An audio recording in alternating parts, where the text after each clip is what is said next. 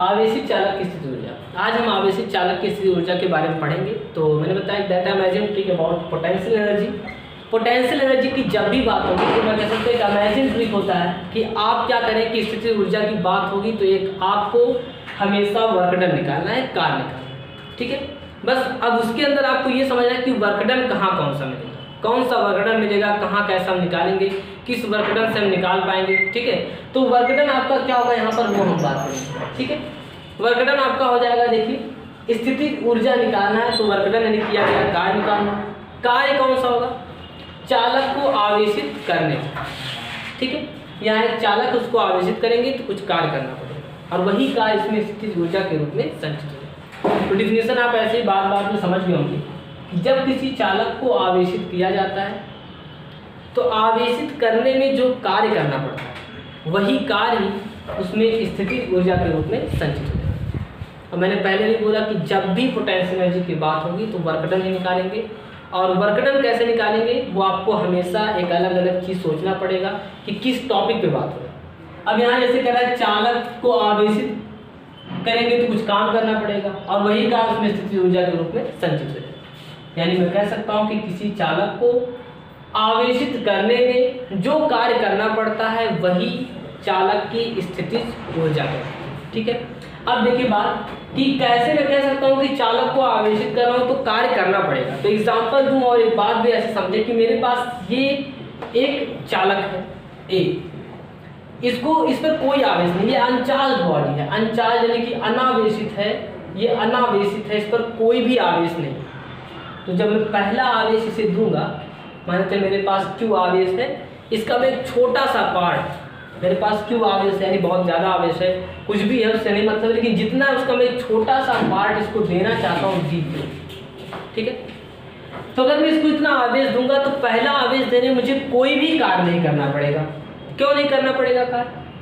क्योंकि इस पर पहले से कोई आवेश है नहीं कि वो आवेश ये जो मैं दे रहा हूँ उस आवेश को आकर्षित करे या उसे प्रतिकर्षित करे, ऐसा कुछ नहीं होगा क्योंकि पहले से इसके पास कोई आवेश नहीं। तो पहला आवेश मैं दिया, कोई काम नहीं हुआ। लेकिन जैसे ही मैं दूसरा आवेश देने जाऊंगा, इसका दूसरा भाग मैं जब देने जाऊंगा तो दूसरा भाग आवेश देने में मुझे कार्य करना पड़ेगा। कैसे करना पड़ेगा, ठीक है। पहले समझ लें कि दूसरा भाग जब मैं दे रहा हूं तब कार्य करना पड़ रहा है। पहली भाग आवेश का देने में कोई काम नहीं हुआ, लेकिन दूसरा देंगे तो काम करना पड़ेगा। क्यों करना पड़ेगा? क्योंकि ये जो पहले से आवेश आप दे दिए, इस पर जो है आवेश, जब दूसरा पार्ट आप आवेश का देंगे तो ये वाला आवेश उसको या तो आकर्षित करेगा या फिर क्या करेगा, प्रतिकर्षित करेगा। अब आकर्षित करता है तो कार्य प्राप्त हो जाता है, प्रतिकर्षित करता है तो आपको कार्य करना पड़ता है। अब यहाँ पर होगा प्रतिकर्षण, क्योंकि जो आवेश आप दे रहे हैं उसी का ही दूसरा भाग आप फिर दे रहे हैं, तो समान प्रकार का ही आवेश, तो समान प्रकार के आवेश में प्रतिकर्षण होता है।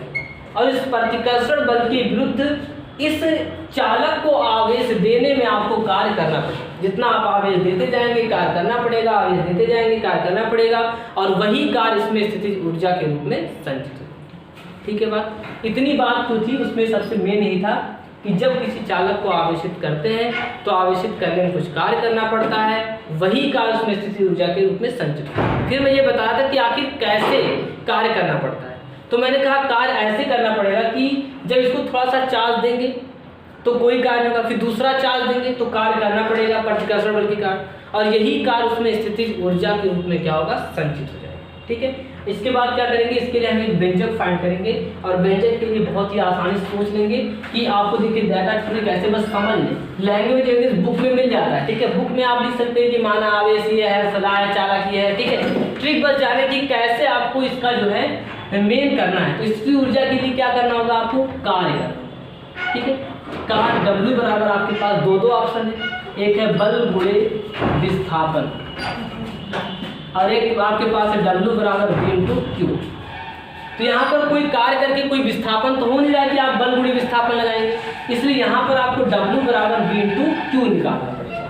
तो अगर मैं मान लूँ कि dQ आवेश मैं दे रहा हूँ चालक को और dQ आवेश देने में dW कार्य करना पड़ेगा, तो dW बराबर आपका हो जाएगा, dW बराबर आपका हो जाएगा V इंटू डी क्यू।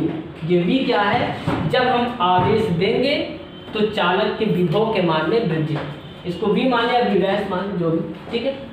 अब अगर चालक को आवेश Q आवेश देने में उसके विभव के मान में वृद्धि V डैश हो, तब उसकी धारिता C इक्वल टू क्या आ जाएगी, C इक्वल टू आपका आ जाएगा Q डैश अपान V। और यहाँ से अगर मैं V निकालना चाहता, क्योंकि हमें पता है ऐसे लिख दें Q अनुक्रमानुपात V, तो ये Q डैश V डैश है, यहाँ Q डैश बराबर C V डैश आ जाएगा। V डैश निकालेंगे तो Q डैश अपान C आ जाएगा। ये रिमाइंड कर दिया। अभी उस इसके पहले वाले वीडियो में आप देखेंगे कि यहाँ पर V is equal to Q upon C होता है, ठीक है। चलिए आराम से एक बार बोलते हैं कि जब किसी चालक को हम DQ आवेश देंगे तो DW कार्य करना पड़ेगा, यानी थोड़ा सा आवेश थोड़ा सा कार्य, तो DW is equal to V dash into DQ आ गया। अब V डैश क्या है, इसके लिए आपको लिखना पड़ेगा कि माना चालक का आवेश Q डैश आवेश दिया जा रहा है, उसका विभव V डैश है, तो धारिता आपका जो है इस तरह से रिलेशन से V dash equal to Q dash upon C है। वैल्यू पुट करें तो DW इक्वल टू आपका आ जाएगा Q dash upon C into DQ। फिर ये देखिए थोड़ा सा आवेश दिए थोड़ा सा काम हुआ है, तो पूरा Q आवेश देने में कुल कार्य निकाल लीजिए। कुल कार्य के लिए आप जानते हैं हमेशा फिजिक्स में इंटीग्रेशन करने जुड़े रहेंगे, धीरे धीरे जान जाएंगे कि जब भी आपको थोड़ा सा निकालेंगे, जब भी फिजिक्स में डेरिवेशन करना होगा पहले थोड़ा सा निकालेंगे, फिर उसका इंटीग्रेशन और कभी कभी डिफरेंशिएशन करना रहता है, तो इंटीग्रेशन करेंगे इसका। तो अगर मैं इंटीग्रेशन करूंगा W मिलेगा मुझे कार्य DW, कहाँ से कहाँ तक इंटीग्रेशन करेंगे, 0 से Q तक। अब आपके दिमाग में एक क्वेश्चन आ रहा होगा कि 0 से Q ही क्यों किया जा रहा है, कैसे पता चला कि इंटीग्रेशन 0 से Q करना है। तो मैंने पहले बताया कि जो आवेश आप दे रहे हैं, इस चालक का पहले आवेश 0 है और बाद में आप Q आवेश का थोड़ा पार्ट देते DQ Q बनाना चाह रहे हैं, यानी कहाँ से कहाँ तक आप आवेश दें, 0 से DQ देते आप Q तक पहुँचे। इसका मतलब आपका आवेश 0 से Q तक है, तो 0 से Q तक का इंटीग्रेशन है। DW की वैल्यू पुट करें Q dash upon C into DQ, integration 0 से यहाँ पर आपका आ जाएगा Q तक का। फिर हम इसे करेंगे, थोड़ा सा यहाँ कर लेते हैं, ये आपका, चलिए इसको मिटा देता हूँ, आप नोट कर इसमें वीडियो पॉज करके, है ना।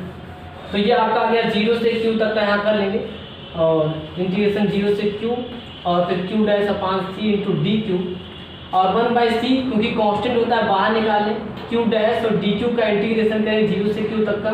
तो इंटीग्रेशन क्या होता है कि जो आपके पास नंबर्स में एक जोड़े और जो नंबर बने उसे डिवाइड कर दें, तो 1/C आपको हो जाएगा ये Q डैश का स्क्वायर अपान 2 और 0 से Q।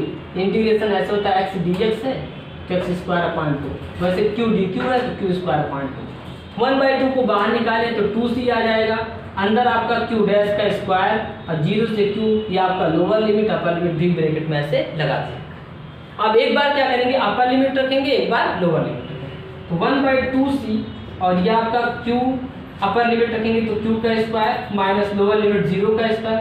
0 का स्क्वायर आप समझ सकते हैं कुछ नहीं होगा, यहाँ आ जाए थोड़ा सा, तो ये बचेगा आपका 1/2C इंटू Q स्क्वायर। फिर आपको पता है Q इक्वल टू CV होता है, वैल्यू पुट कर दें 1/2C into C square B square, C से कैंसिल करेंगे 1/2CV स्क्वायर। यही कार्य उसमें स्थितिज ऊर्जा के रूप में संचित है, ठीक है।